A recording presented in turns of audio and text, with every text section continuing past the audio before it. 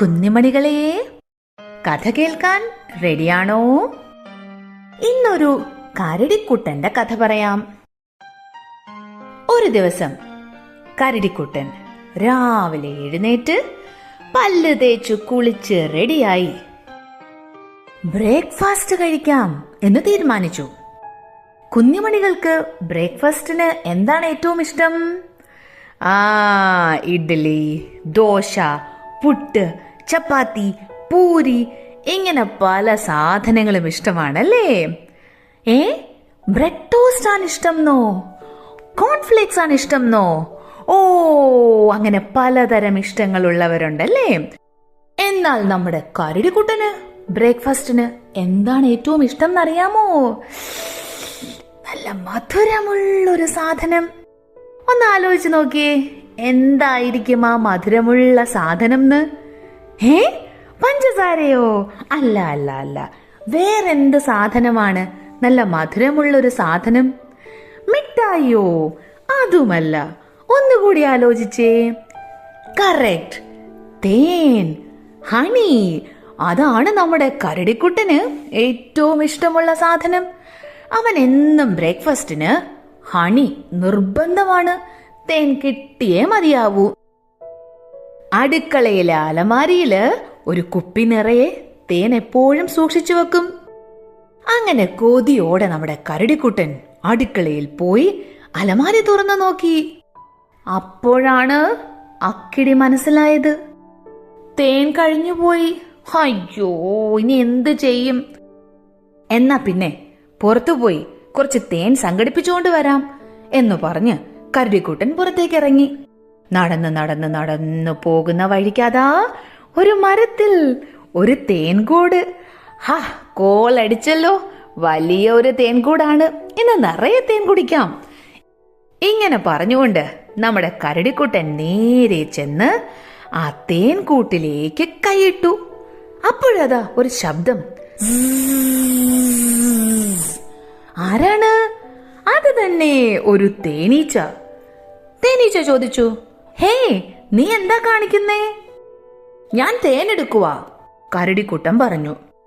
അതിനിത് ഞങ്ങളുടെ തേൻകൂടല്ലേ, ഞങ്ങൾ കഷ്ടപ്പെട്ട് ശേഖരിച്ചു കൊണ്ടുവന്ന തേനാണ്, ഇത് ഞങ്ങൾക്കുള്ളതാണ്. നിങ്ങൾക്ക് മാത്രമുള്ളതല്ല, എനിക്കാണ് തേനിഷ്ടം, അതുകൊണ്ട് തേൻ എനിക്ക് വേണം, കരടിക്കുട്ടൻ ലേശം അഹങ്കാരത്തോടെ പറഞ്ഞു. അത് പറ്റില്ല, ഞങ്ങള് കഷ്ടപ്പെട്ട് കൊണ്ടുവന്നത് ഞങ്ങൾക്കുള്ളതാണ്, ഞങ്ങളാണ് ജോലിയെടുത്തത്, അപ്പൊ ഇത് ഞങ്ങളുടേതാണ്. അത്രയ്ക്കായോ? കരടിക്കുട്ടൻ നമ്മുടെ തേനീച്ചയോട് ദേഷ്യപ്പെട്ടു. എന്നാൽ ഈ കൂട് ഞാനിപ്പോ തകർത്ത് തരിപ്പണമാക്കും എന്നു പറഞ്ഞിട്ട് കരടിക്കുട്ടൻ എന്ത് ചെയ്തെന്നറിയാമോ? ആ കൂടിനെ എടുത്ത് നിലത്തെറിഞ്ഞു. കൂട് പൊളിഞ്ഞു പോയി. അപ്പോഴതാ ഒരു ശബ്ദം, ചുറ്റും ശബ്ദം. എന്താണ്? കൂട്ടിനുള്ളിലുണ്ടായിരുന്ന തേനീച്ചകളെല്ലാം കൂടി പറന്നു വന്ന് കരടിക്കുട്ടനെ വളയാൻ തുടങ്ങി. വളയുക മാത്രമല്ല, അവനെ കുത്തോടെ കുത്ത്. കരടിക്കുട്ടൻ അയ്യോ അമ്മേ, അയ്യോ എന്നെ കുത്തല്ലേ, ഞാൻ പാവമാണ് എന്നെല്ലാം വിളിച്ചോടാൻ തുടങ്ങി. തേനീച്ചകൾ വിടുമോ?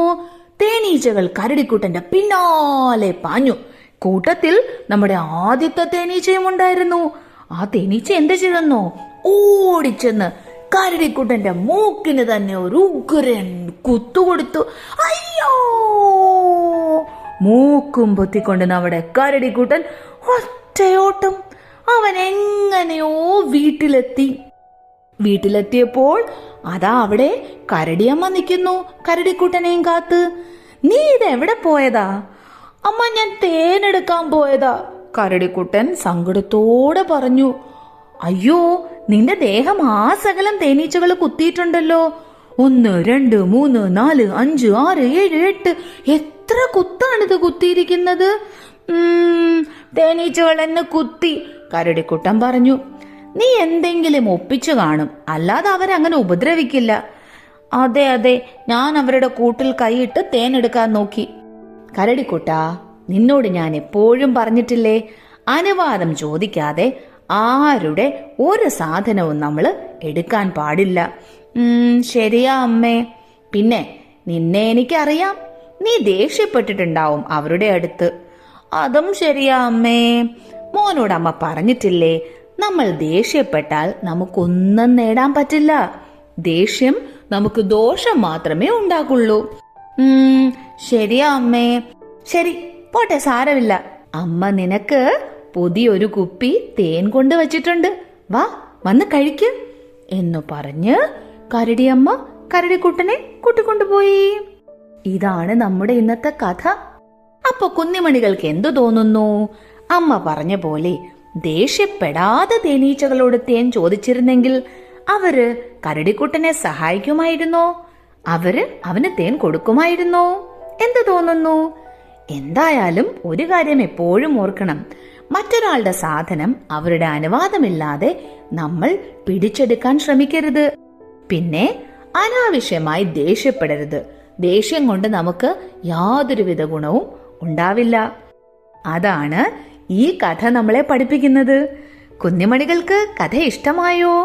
അപ്പോ ഇനി മറ്റൊരു കഥയുമായി നമുക്ക് വീണ്ടും കാണാം.